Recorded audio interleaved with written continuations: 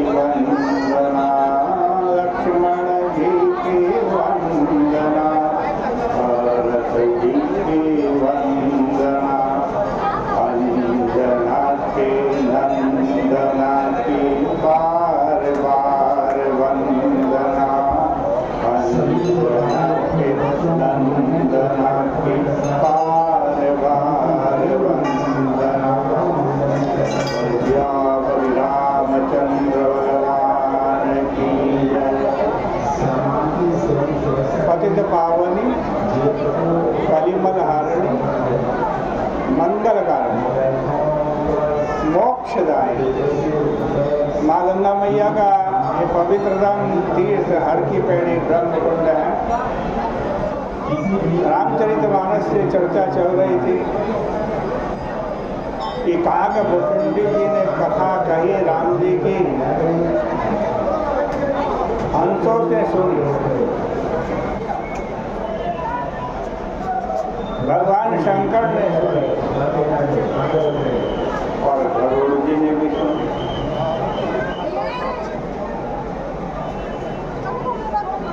अंतिम पक्षी रामायण के काकभुषुंडी जी हैं। काकभुषुंडी मतलब कौवा। गरुड़ जी ने काकभुषुंडी जी से पूछा कि आप कौवा बने थे, कब बने? पर बाद में आप मनुष्य हो गए हो, मनुष्य बन गए हो। और महाराज, यदि तुम्हारा ऐसा आग्रह था कि मुझे पक्षी ही बनना है, पक्षी बनना है, तो हंस बन जाते, कौवा क्यों बनते? काकभुषुंडी जी ने कहा, मैं और कोई पक्षी नहीं बनना चाहता, बिल्कुल नहीं, कौवा ही बनना चाहता। अगर मैं हंस बन जाता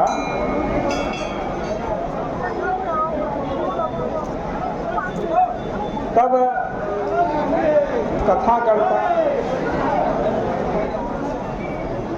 तो लोगों के मन में यह भ्रम हो जाता कि केवल हंस का विवेक जो है वो ही कल्याणकारी है।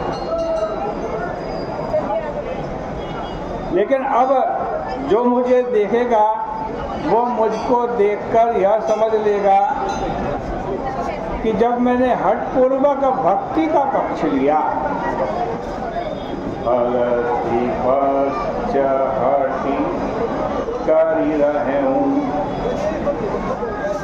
तो क्या हुआ? काकभुषुंडी जी कह रहे, जब मैंने जबरदस्ती हट करके भक्ति का पक्ष लिया तो क्या हुआ? तीनों महर्षि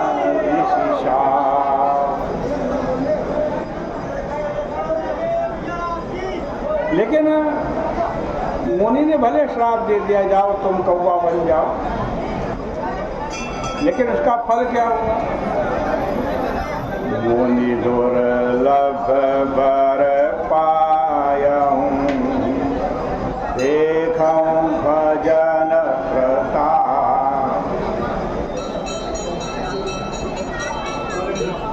भले मैं कौवा बन गया, भले रावण ने मेरे पंख काट दिए, लेकिन मेरे पंख नहीं कटे।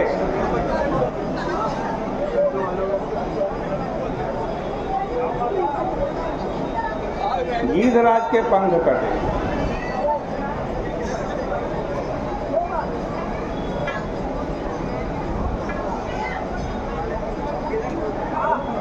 दोनों ही धन्य हो गए। एक कौवा बन गया, दूसरा कौवा था, उसके पंख काट दिए।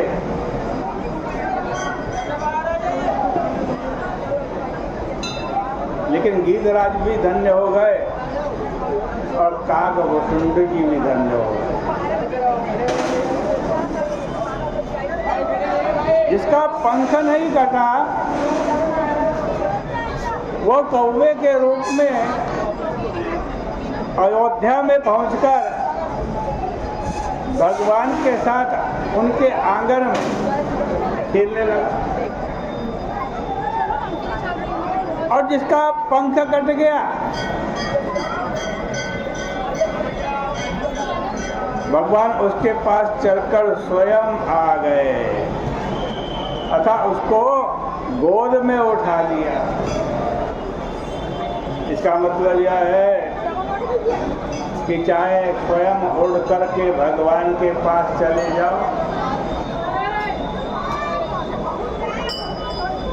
या स्वयं ही भगवान चल करके हमारे पास आ जाए, दो ही रखते हैं। या हम भगवान के पास चले जाएं या भगवान हमारे पास आ जाए। भगवान के पास जाना साधना की पराकाष्ठा है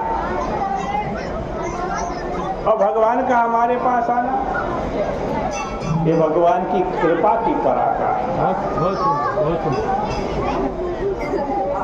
गोस्वामी जी मानो प्रत्येक पक्षों को आश्वासन देते हैं कि आप चाहे कोई हो, चातक हो, कोकिल हो, कीर हो, चकोर हो या मोर हो, यदि आप ये पक्षी हैं तब तो भाग्यशाली हैं ही, पर अगर गीध और कौवा भी हैं आप तो घबराने की आवश्यकता नहीं।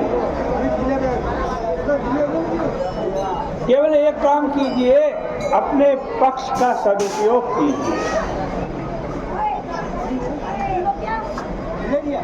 और अपने पक्ष का सदुपयोग यही है कि हमारा जो भक्त है उस पक्ष को हम भगवान से जोड़ने की चेष्टा करें, प्रभु से जोड़ने की चेष्टा करें।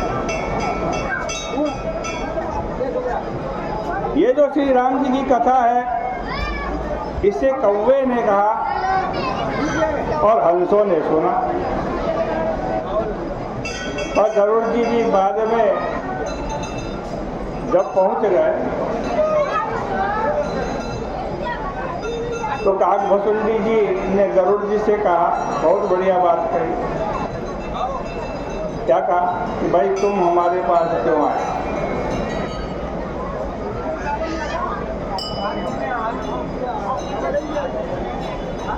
वो बोले महाराज ये तो मैंने तुम्हें पहले बता दिया था, मुझे मोह हो गया था जब नागपाश में राम जी बंधे हुए थे तो मुझे मोह हो गया ये भगवान कैसे हो सकते हैं। भगवान होते तो उसे नागपाश के फंदे में कैसे बंध जाते। इसलिए मैं आपके पास आया। आप गरुड़ हो, आप नाग के सांप के शत्रु हो, आप राम जी को गरुड़ पास से आए, नाग पास से आप मुक्त करा देंगे। संदेह था इसलिए आया। आप भुसुंडी जी ने कहा बिल्कुल नहीं, इसलिए नहीं तुम आए। अरे आप तो निरंतर भगवान को धारण करते हैं, आप भगवान के वाहन हैं, आपको कैसे संदेह हो सकता है, कैसे भ्रम हो सकता है? तो पूछा गरुड़ जी ने, आप बताओ मैं क्यों आया हूँ?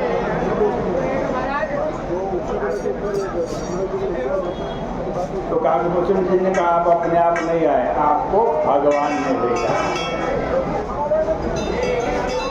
गरुड़ जी का नहीं महाराज, मुझसे तो भगवान ने कहा ही नहीं। काकभूषण जी बोले मैं जानता हूं, आपके हृदय में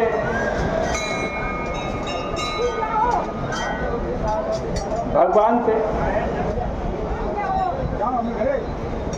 उन्होंने भेजा है। पूछा क्यों भेजा भाई, मुझे क्यों भेजा? बोले प्रभु को लगा होगा कि हंस तो सुनने लगे, पर पक्षियों के राजा तो गरुड़ है। जब तक वो कौवे को न सुने तब तक पूरी भक्ति की महिमा प्रतिष्ठापित नहीं होगी। इसलिए मोह के बहाने भगवान ने तुम्हें भेजकर वस्तुतः भक्ति का बड़प्पन संसार के सामने सिद्ध किया।